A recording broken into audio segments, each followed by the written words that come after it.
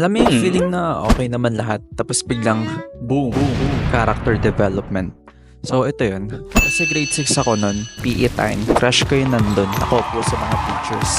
Siyempre, kailangan ko magpa-cool, kailangan pogi ako. So nag-dribble ako ng bola, parang MVP.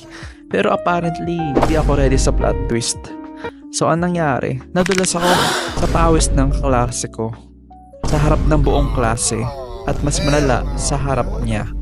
Ngayon, ang highlight ng araw niya that time ay yung mukha kong dumiretso sa semento. Tapos may background music pa na meow meow meow meow.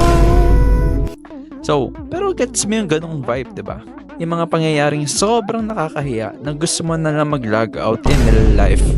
Like literal na control alt delete na yung existence mo. Ang funny kasi 'di ba sa sobrang dami nating pinagdaanan sa buhay, yung mga pinaka nakakahiya pa talaga yung nangyari na tumatatak sa mga isipan natin. Yung mga pangyayari na wala namang masama, pero yung utak mo ginagawa siyang replay highlight tuwing naliligo ka.